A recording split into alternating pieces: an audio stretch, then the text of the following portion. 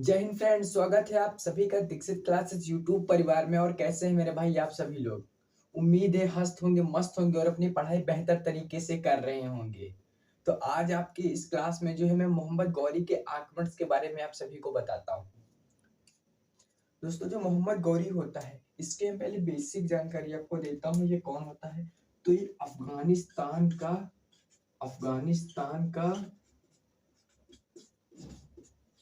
अफगानिस्तान में गजनी का यह शासक होता है। दोस्तों, अफगानिस्तान में गजनी का शासक होता है।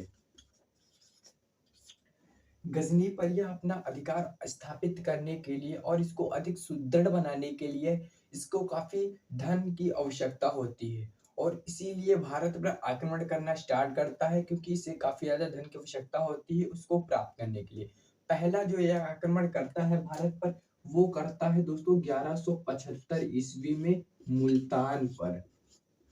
1175 में यह मोहम्मद गौरी पहला आक्रमण करता है मुल्तान पर। और मुल्तान पर यह आक्रमण करके यहाँ पर काफी ज्यादा विद्रोह करता है, लोगों को मारता है और मंदिरों को तोड़ता है और यहाँ से इसे काफी ज्यादा धन की प्राप्ति होती है। जब यह मुल्तान पर अधिकार कर लेता है दोस्तों, यह जब मुल्तान पर अधिकार कर लेता है अपना, मुल्तान पर जब इसका अधिकार संपूर्ण हो जाता है तो उसके बाद यह आगे बढ़ता है और पंजाब राजस्थान पर आक्रमण कर देता है। दोस्तों, जब यहाँ पर इसका अधिकार हो जाता है तो यह आगे बढ़ता है और कहाँ पर आक्रमण करता है? तो दोस्तों, यह गुजरात पर आक्रमण कर देता है। गुजरात पर आक्रमण कर देता है। गुजरात के एक शासक होते हैं मूलराज दूती। गुजरात के शासक होते हैं मूलराज दूती। मूलराज दूती सेकंड। गुजरात के जो शासक होते हैं मूलराज दूती, वह इनसे इनका विद्रोह होता है मोहम्मद गौरी का। मोहम्मद गौरी का जब मूलराज दूती से विद्रोह होता है तो इसमें जो मोहम्मद गौरी होता है, जो गौरी होता है, गौरी इसमें हार जाता है। मोहम्मद गौरी जो होता है वह बेसिकली हार जाता है मूलराज दूती से। जब मूलराज दूती से हार जाता है तो अपना यह युद्ध का जो है वो स्थान बदल देता है। अब यह गुजरात से हटकर यह 1190 ईस्वी में यह अगला विद्रोह करता है पंजाब पर।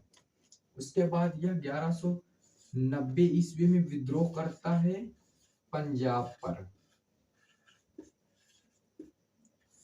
पंजाब पर यह आक्रमण करता है और पंजाब को यह जीत लेता है। पंजाब पर आक्रमण करता है और यह पंजाब पर जीत लेता है। अब संपूर्ण पंजाब पर जो है इसी का अधिकार हो जाता है। पंजाब पर अधिकार करने के बाद जो पंजाब की सीमाएं थी, अब वो दिल्ली और आगरा से लगने लगी थी।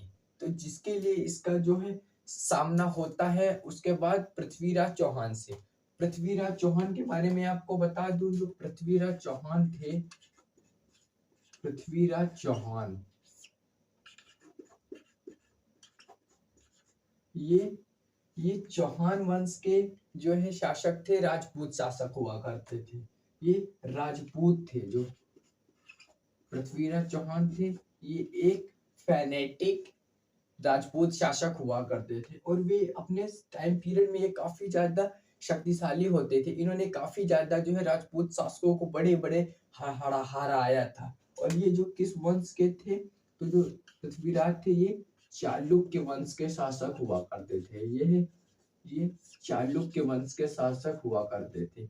ये भी पेपर में काफी बार पूछा गया है कि जो पृथ्वीराज चौहान थे ये बेसिकली किस जो है वो डायनेस्टी से रिलेटेड थे। तो ये चालुक्य वंश थे पृथ्वीराज चौहान। तो जब मोहम्मद गौरी का पृथ्वीराज चौहान से युद्ध होता है तो वो युद्ध जाना जाता है, एक मिनट दोस्तों,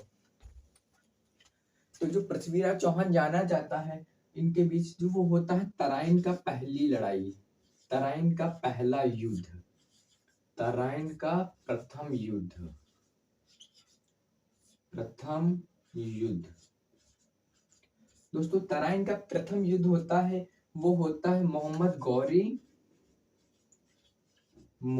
गौरी और पृथ्वीराज चौहान के बीच, अगेंस्ट पृथ्वीराज चौहान के बीच, पृथ्वीराज चौहान के बीच। इस युद्ध में पृथ्वीराज चौहान की सेना बड़ी थी, लेकिन मोहम्मद गौरी बहुत ज्यादा प्रशिक्षण से युद्ध था। इस युद्ध में क्या होता है रिजल्ट इस युद्ध का, तो इसमें मोहम्मद गौरी हार जाता है, लेकिन पृथ्वीराज चौहान इसको जो है मारता नहीं है या इसको छोड़ देता है, क्योंकि पृथ्वीराज चौहान एक काफी मजबूत शासक हुआ करता था। उसके लाइफ में ये नहीं था कि वो किसी कमजोर को मार दे, तो वो जो है मोहम्मद गौरी को छोड़ देता है इस युद्ध में। और जो मोहम्मद गौरी होता है ये वापस इस युद्ध में हारने के बाद यह कहाँ चला जाता है, तो यह गजनी भाग जाता है, जहाँ का एक शासक होता है। ये फिर से गजनी लौट जाता है और गजनी जाने के बाद यह शांत नहीं बैठता है, ये 1 साल कड़ी मेहनत करता है और 1192 ईस्वी में यह फिर से आक्रमण करता है। उसी तराइन के युद्ध में उसका सामना होता है पृथ्वीराज चौहान से। तो 1192 में तराइन की दूसरी लड़ाई होती है, तराइन का दूसरा युद्ध होता है, तराइन का दूसरा युद्ध होता है और इन्हीं के बीच होता है जो पृथ्वीवीर मोहम्मद गौरी होते हैं, गौरी और पृथ्वीराज चौहान के बीच, गौरी और पृथ्वीराज चौहान के बीच, पृथ्वीराज चौहान के बीच। लेकिन दोस्तों इस युद्ध में जो है वो उल्टा हो जाता है, इसमें जो है पृथ्वीराज चौहान की हार हो जाती है और मोहम्मद गौरी इस युद्ध को जीत लेता है। लेकिन जैसे पृथ्वीराज चौहान ने मोहम्मद गौरी को माफ कर दिया था, लेकिन मोहम्मद गौरी ऐसा नहीं करता है। यह पृथ्वीराज चौहान को बंदी बना लेता है और मौत की सजा दे देता है, यानी इनको मरवा देता है। जब मोहम्मद गौरी इनको हरा देता है तब जो है संपूर्ण भारत में मोहम्मद गौरी का दबदबा हो जाता है। मोहम्मद गौरी काफी शक्तिशाली शासक बन जाता है और भारत पर अधिकार कर लेता है। इसके कुछ जो होते हैं, जो प्रमुख सेनापति मोहम्मद गौरी के होते हैं, वो होते हैं मोहम्मद गौरी के प्रमुख सेनापति जो इसका युद्ध में काफी साथ देते हैं। जिसके प्रमुख सेनापति थे वो थे कुतुबुद्दीन ऐबक,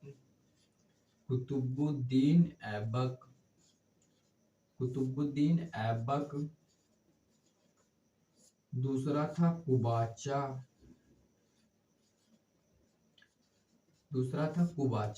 तो इसके जो ये प्रमुख सेनापति थे कुतुबुद्दीन ऐबक, कुबाचा।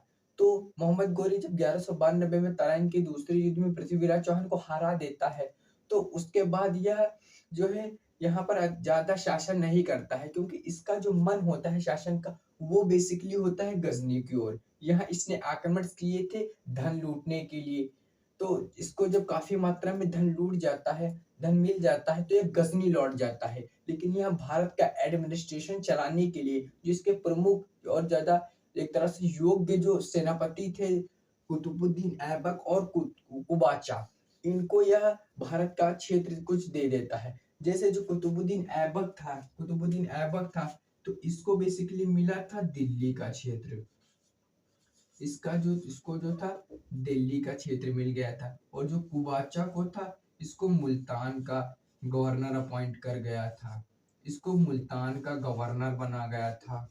कौन? मोहम्मद गौरी इसको मुल्तान का गवर्नर बना दिया गया था। उसके बाद जब मोहम्मद गौरी होता है, मोहम्मद गौरी की दोस्तों 1206 ईस्वी में डेथ हो जाती है। मोहम्मद गौरी की 1206 ईस्वी में डेथ हो जाती है। मोहम्मद गौरी की डेथ हो जाती है। जब इसकी डेथ हो जाती है तो जो इसका प्रमुख सेनापति था कुतुबुद्दीन ऐबक संपूर्ण भारत का जो है वो सुल्तान बन जाता है। और यह एक गुलाम था मोहम्मद गौरी का, तो ये उस वंश का नाम डालता है गुलाम वंश, जिसे हम लोग दिल्ली सल्तनत कहते हैं। यहीं से दिल्ली सल्तनत की स्टार्ट होती है। जो कौन करता है? जो गौरी का गुलाम था कुतुबुद्दीन ऐबक जो है दिल्ली सल्तनत की नींव रखता है और गुलाम वंश की पहले स्टार्ट करता है, जो गुलाम वंश का पहला शासक होता है। और मोहम्मद गौरी की डेथ 1206 में हो जाती है। तो दोस्तों मैंने जो है मोहम्मद गौरी के आक्रमण के बारे में उसके जितने भी क्वेश्चंस बन सकते थे वो सभी आपके लिए करा दिए। अगर कोई भी क्वेश्चन बच सके तो मेरा भाई कमेंट करके जरूर बताना। एक बार मैं आपको सभी फिर से बता देता हूँ मोहम्मद गौरी के बारे में। तो मैंने बताया मोहम्मद गौरी जो अफगानिस्तान में गजनी का शासक होता है, यह भारत पर बेसिकली जो इन्वेजन्स करता है वो धन लूटने के लिए करता है, इसका उद्देश्य होता है। तो आई होप आप सभी को ये क्लास अच्छी लगी होगी दोस्तों। अगर अच्छी लगी हो तो वीडियो को लाइक करना एंड चैनल को सब्सक्राइब करना। अगली वीडियो आपको किस टॉपिक पे चाहिए आप वो भी कमेंट करके मेरे भाई बता सकते हैं। तो जय हिंद दोस्तों, जय भारत।